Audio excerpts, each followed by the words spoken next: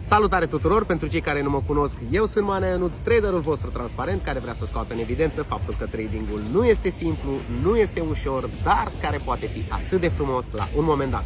Astăzi este 6 ianuarie 2025, sărbătoarea de Sfântul Ion, este și ziua mea și vreau să împărtășesc cu voi un moment foarte emoționant pentru mine, și anume un cadou foarte, foarte special pe care l-am primit de la familia mea. Țin în primul rând să le mulțumesc din suflet și să le spun că îi iubesc și că m-au făcut să plâng la propriu în clipa în care mi-au trimis acest videoclip. Și haideți să urmărim împreună cadoul pe care l-am primit de la familia mea.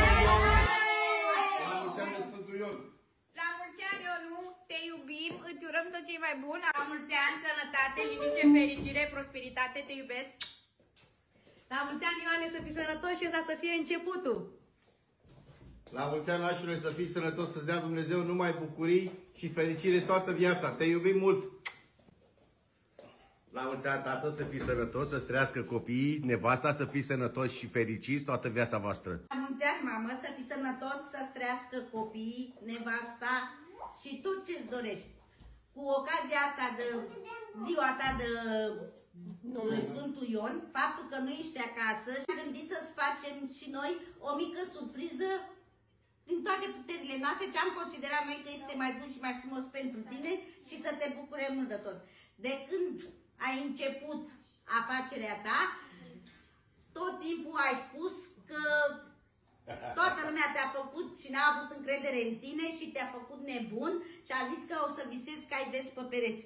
Faptul că ai fost singurul care ai avut încredere în tine, poate când nici eu nu am avut, să știi că mă abțin foarte mult să nu plâng, să nu râdă ăștia de mine, noi ne-am gândit să-ți îndeplinim visul. Și visul tău a fost, mi-ai spus mie cândva odată, mamă, când o să-mi ajute Dumnezeu să reușesc, visul meu este să mă rocoresc, să-mi pictez în biroul ăsta, să-mi fac pe pereți cai verzi pe pereți. Iar Verzi pe pereți!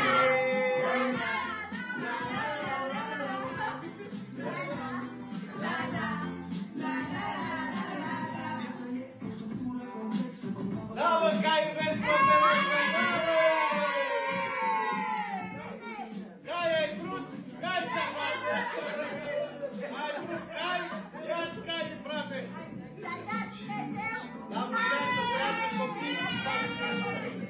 În perioada în care mă aflam încă în procesul de învățare al tranzacționării pe piețele financiare,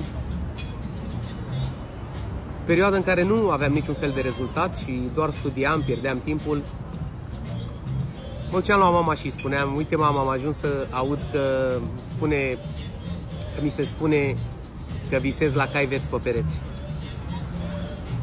Vorba asta mie mi-a rămas întipărită pe creier și obișnuiam să-i repet lui mama această poveste, deoarece în perioada de studiu, tu ca trader ești demoralizat, ești cu stima de sine la pământ. Iar vorba asta a avut un impact foarte mare asupra mea și îi spuneam lui mama: dacă o să reușesc și eu vreodată să ajung să fiu un trader profitabil, o să iau un perete din biroul ăsta și o să pictez pe el cu adevărat cai verzi pe pereți, ca să fie la propriu vorba asta, să nu mai fie doar o vorbă spusă așa în vânt. Și acum mi-a luat înainte familia mea și pot să zic că în birou am cai verzi pe pereți. Astăzi menționez faptul că un prieten de-al meu de pe Telegram mi-a trimis un screenshot cu clasamentul traderilor de la firma Apex, iar eu, Manea Ionuț, din România, mă aflu pe locul 11 la nivel mondial și sunt singurul din România prezent în acea listă. Este o foarte mare realizare pentru mine personal.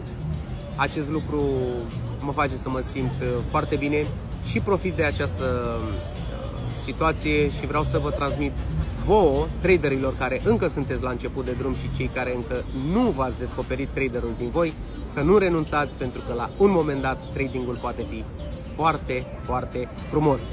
Eu sunt Manea Ionuț, traderul vostru transparent, care vrea să scoată în evidență faptul că tradingul nu este simplu, nu este ușor, dar continuarea o știți. Spor la studiu!